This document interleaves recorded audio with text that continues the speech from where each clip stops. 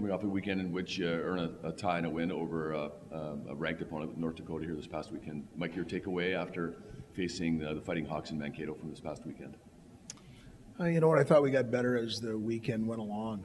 Playing from behind against a team like that can take a lot of energy out of you. And for us to find a way to be down 3-1 and 4-2 to fight back to a tie was, a little bit of a victory for us. And then on Saturday, I thought, two teams that expended a bit of energy on Friday went right back at it on Saturday. And for us to find a way to make a play to get a 2-1 win against a very quality opponent at home was really important.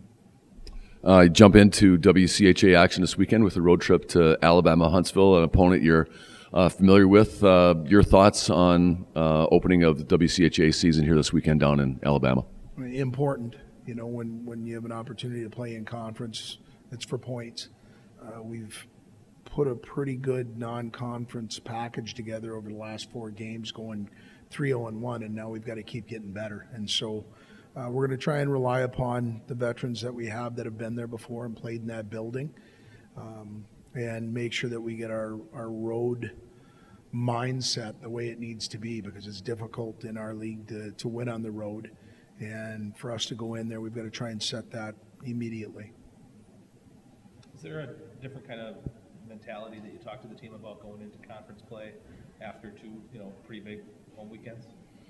Yeah, it is. I mean, you keep writing your book of business, and ours has to be, when we go on the road, we've got to try and get as many points as we can, and it's difficult in our league. And so our mentality is going to be to keep getting better, because if you look at our first half schedule, you better be focused on what's in front of you, and that helps prepare you for what's coming down the road. And we had 2 very important games this weekend, and then we come back and it's Bowling Green, and then you go on the road and it's Michigan Tech. And so it's not going to get easier for us, and we've got to continue to progress as we can.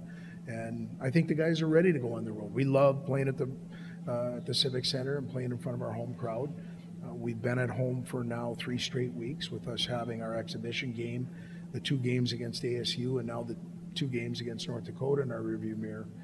We're ready to go on the road as a group. You talked last weekend about putting Smith and Souter together, and how Todd kind of told you that might be a good idea, or suggested it anyway.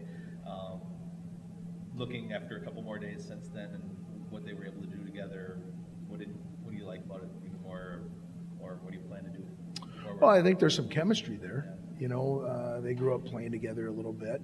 They get along very well. And to me, you allow the players to kind of dictate if they stay together or not. And I thought they were successful on the score sheet on Friday. And even though they didn't put up the same type of numbers on Saturday, I thought they were very effective offensively, defensively. They were responsible.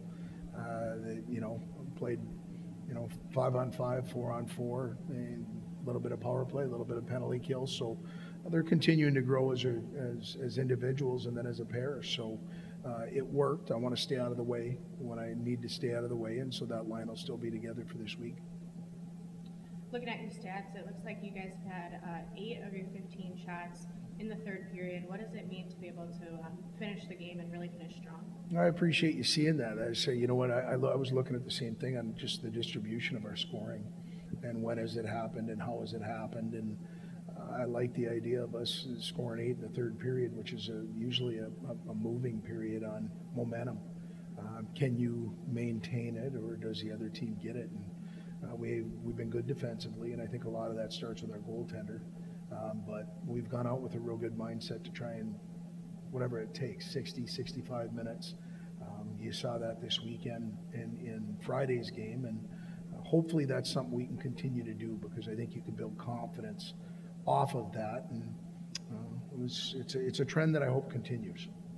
Were there things on your power play last weekend that you liked, despite not scoring?